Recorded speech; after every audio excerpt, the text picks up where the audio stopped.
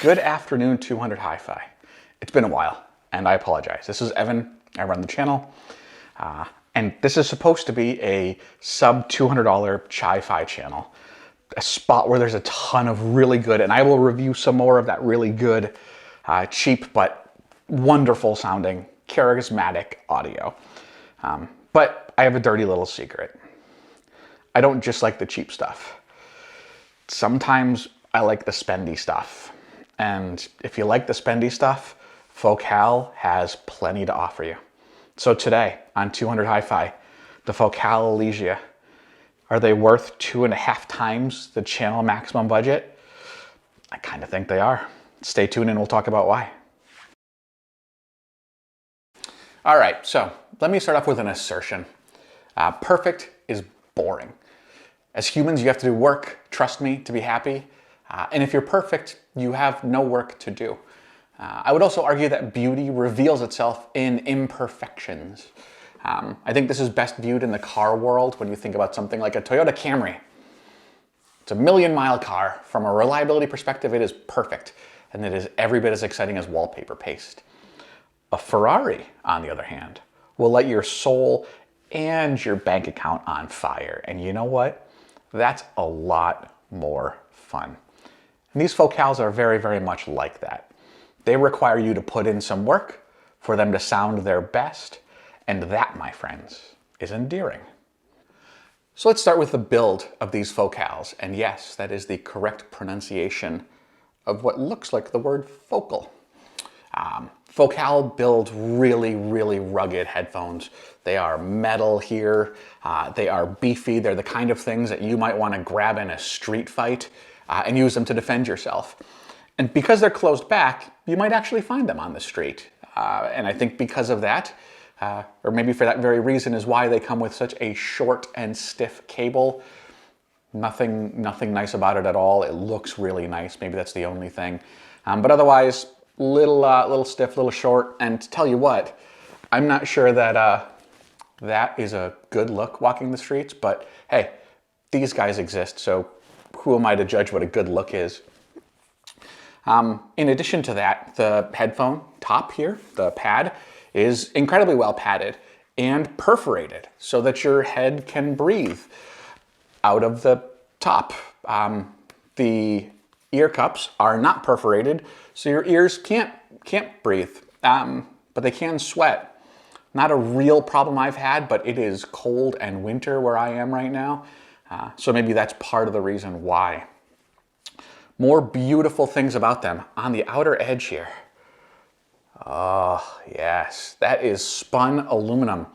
And in the center of that beautiful spun aluminum cap is the Focal logo. And that Focal logo, believe it or not, is actually a port for these headphones to, quote, decrease excessive pressure during extreme volume playing. It sounds really cool just to get to say that. So very, very cool bits on the back. But it's not all cool back there. This is plastic. It's not awesome. I hate to complain, so I'll provide positive feedback. Focal, please make this less terrible. Go engineers, you got this. So how do they sound? They're built beautifully. Do they sound beautiful? Sort of. Remember? Imperfect, endearing. When I first got these, I threw them on my head, got all kinds of excited, put some music on, and they sounded atrocious. Absolutely awful. Horrible, horrible channel imbalance. The right-hand side was 1/3 the volume, or maybe 2/3 the volume of the left. It was bad. My normal practice here is to burn in headphones for about 16 hours. So whether you believe in burning in or not, and for those of you not in the know, burning in is the idea that you run pink noise or music through your speakers or headphones for some period of time. I do 16 hours. The idea is that it loosens up any moving parts and helps things sort of mesh together and they sound better. I've done this with some headphones to an absolutely undeniable change, and other headphones, I don't notice any at all. While I was sitting down to burn these in, I realized that this right ear cup, which is removable, both sides are, was pulled off. And that's why they sounded terribly. Even the assembly is imperfect. Once I fixed that, they sounded much, much better, and I let them burn in. The results of which were a pretty staggering difference in my opinion. So, from a bass perspective, these headphones are fantastic. They are flat all the way down to about 10 hertz. So the lowest of low notes in your music, perceptible. You can hear it. And actually, you can feel it. Anything below about 20, you can't hear. So that bass is terrific. It is tight. It is punchy. It is not bloated. Love it. It's a little lighter than I might have liked out of the box, but we have a fix for that. When we move into the mids, what I find is the lower mids are a bit forward, the upper mids are a bit recessed. Pretty much exactly the opposite of what I usually like. They're plenty detailed, they're smooth, they sound amazing. There's still a bit of that intimacy that any of you fans of the HD 600, 650, 6XX, 660, you know, the house sound for Sennheiser. Any fans of that will know exactly what I'm talking about here. And these had something akin to that in the mids, but nowhere near as lush or as gooey, if you will, as any of those Sennheisers are. When you get up to the top, things really, really go in the favor of these focals.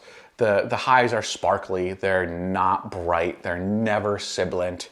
They can be a bit sharp if the music is poorly recorded, but it's not bad. So now you're probably asking, Evan, the bass isn't bad, the mids aren't bad, the treble's not bad, they're built pretty well. Is that what you'd expect from $500 headphones? If you expect to put them on your head and be blown away, I'm not sure that's going to happen, although they sound very, very good. Maybe not as good as some of my other focals. Yeah, I know, I have a problem. So this is where things start getting interesting. Critical's done a great video on how to EQ, why to EQ. I will link to that video somewhere over here. But EQ was the answer for me on how do you make $500 headphones sound like, I don't know, $1,000 headphones? How do you make them sound absolutely fantastic? And this is how. I use Roon to listen to all of my music. I have a little Roon server in the house. I'm a huge dork. Roon has a great parametric EQ built into it. EQ is equalizer and is what allows you to sort of play with the frequency response, if you will, play with the power, I guess, provided at different parts of the frequency band. And my God, do the Elegias respond really, really well to this. I can tell you that not all headphones respond very well to EQ. My Focal Alexas, like I mentioned earlier, I have a bit of a problem, do not respond well to EQ at all. They sound terrible, no matter what the EQ settings I have. So let me run you through the EQ settings that were put together, not by myself. To be honest, I don't recall exactly who, but if I figure it out, I'll throw a link to his video up here. And talk about sort of what it changes in the sound and what it did for me. So, in what may be an example of the worst cinematography the world has ever experienced, I'm going to record my computer screen. So here are the parametric filters that I've put in place, and I will pop this down and leave it for the next few seconds on the video. There we go. So you can see exactly what my settings were, which should help you out in getting yours right.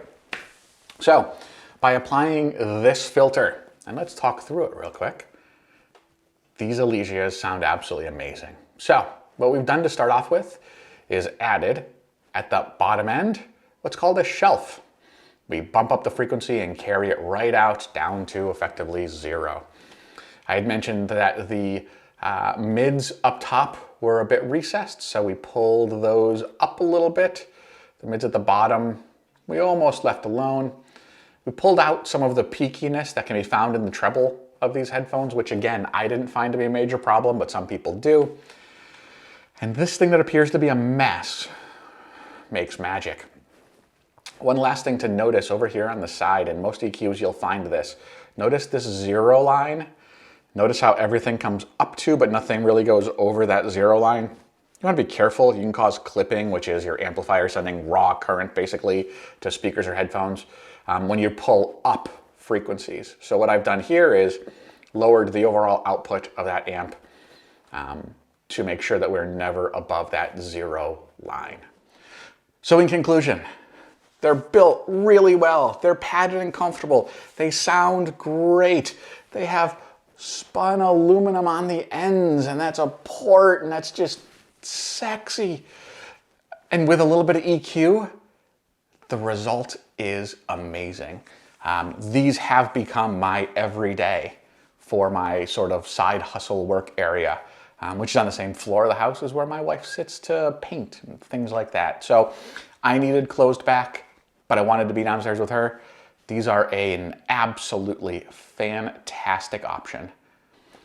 In fact, I like them so much, I wore them editing this video for the sit and listen to music for 2 or 3 hours at a whack while doing some side hustle. Ladies and gentlemen, boys and girls, thank you so much for joining me today. It's been a while. I am promising you more content, and we're going to swerve back into that 200 hi-fi lane. But I'll tell you what I'll do. Every other Friday, something like that, we will do an F the Price Friday, which is a Forget the Price Friday, get your minds out of the gutter, where I'll review some of the higher end stuff I may or may not have sitting on my desk, including a 3-piece shit stack from Shit Audio, maybe a Dark Voice, maybe a Monoprice THX amp, maybe the Divialet and Focals in the living room, maybe my Focal Alexas, who knows? There's plenty to review, all of which was a bit more than 200 bucks, but until then, stay tuned for more of that $200 content. Remember, hit the bell, give me a thumbs up, all of the things, and we'll see you next time. I'm Evan, this is 200 Hi-Fi. Have a good one.